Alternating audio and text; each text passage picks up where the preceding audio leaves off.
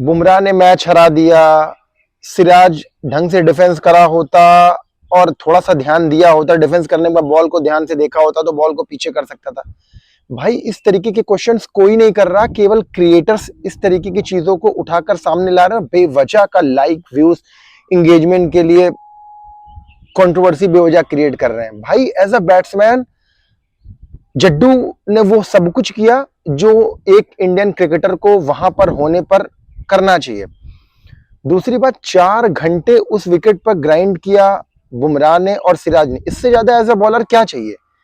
जब कोई, ठीक है, हमारी उम्मीदें जगा देता है तो हमारी उम्मीदें उससे बहुत ज्यादा बढ़ जाती हैं, चाहे वो भले उस काबिल ना हो, लेकिन अगर वो थोड़ी सी हिम्मत दिखा दे तो हमें लगता है यार ये तो कर सकता है।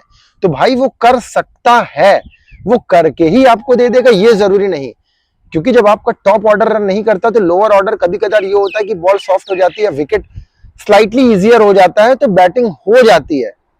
लेकिन मैं क्रेडिट बॉलर से बिल्कुल भी नहीं ले रहा, लेकिन प्लीज स्टॉप ब्लेमिंग की सिराज और बुमराह कर सकते थे। भाई जड्डू ने जो किया वो एक्स्ट्रा ऑर्डिनरी था, और जो आज 4 दिन से क्रिकेट देख रहे हैं ना, उन्हें लग रहा होगा भाई साहब जड्डू क्या कर दिया। भाई वो लगातार करते आ रहा है, बस आपने उसे यूट्यूब थंबनेल रील्स में नहीं देखा, उसका नाम बहुत ज्यादा नहीं सुना, क्योंकि वो लगातार करते आ रहा है। और वो जब भी आपको जरूरत होती है, 4 विकेट गिर जाते, 5 विकेट गिर जाते, हमारे बैक ऑफ द माइंड चलता है ना कि अबे कोई बात नहीं, भाई जड्डू है, एक तो जड्डू को गिन के चलते हो, जड्डू है, तेज रन बनाना है जड्डू है, रन तेज भागना रहेगा जड्डू है, सिंगल निकालना जड्डू है, विकेट पे ग्राइंड करना, खड़े रहना, अबे जड्डू है, कर लेगा।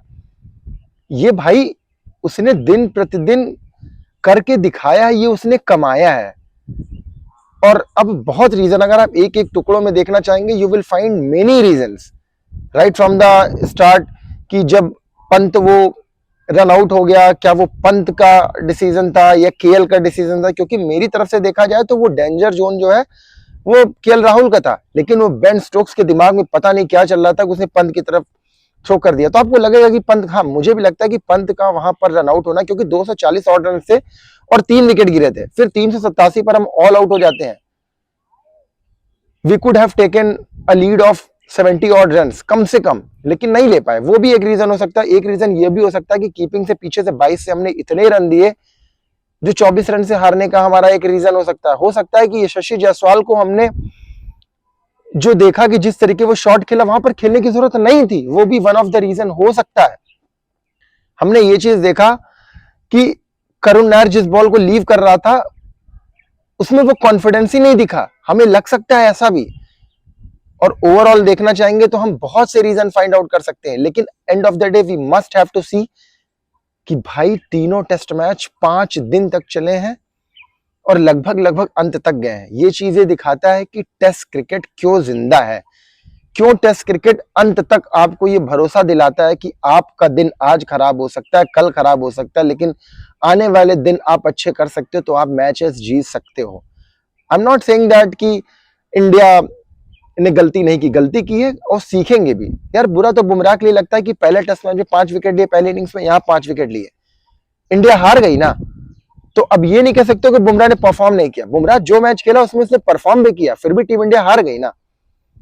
तो ये दिन की बात होती है। और सिराज का proper middle of the bat से डिफेंस करना, फिर भी बॉल का पीछे स्टंप पे जाकर लग जाना, यार ये केवल इत्तेफाक नहीं, या ये कह लीजिए कि हमारी किस्मत साथ नहीं थी। और ये जो लोग, कुछ लोग कह रहे हैं ना कि क्रिकेट की जीत हुई, क्रिकेट की जीत हुई, भाई बिल्कुल जीत हुई है, टेस्ट क्रिकेट की जीत हुई है, ये हम यहां से बैठकर कह सकते हैं, as a audience, as a fan कह सकते हैं। लेकिन ड्रेसिंग रूम में ऐसा माहौल नहीं होगा भाई, वहां पर एक ही चीज होगी कि मैच हारे, we must have to learn from it और बाउंस बैक करना है। वहां ये कहानियां नहीं चल रही होंगी कि हमने बच्चों को बताएंगे क्या टेस्ट मैच था, नहीं कह सकते भाई। अगर ड्रेसिंग रूम में ये माहौल है कि क्या टेस्ट मैच है, व्हाट अ फाइट, ये तो भाई कुछ तो कमी है, कुछ there is something problem in the dressing room. Dressing room इतना एनर्जेटिक होना चाहिए कि दिस काइंड ऑफ वर्ड्स वहां पर नहीं होने चाहिए, वहां पर ऐसी मोटिवेशन नहीं होनी चाहिए कि हमने वेल फॉट, नहीं भाई, सीखना है, आगे अच्छा करके दिखाना है, ये चीजें होनी चाहिए। और टेस्ट मैच के नजरिए से टॉप क्लास का टेस्ट मैच था, थोड़े से क्लच मोमेंट से जो उन्होंने जीते।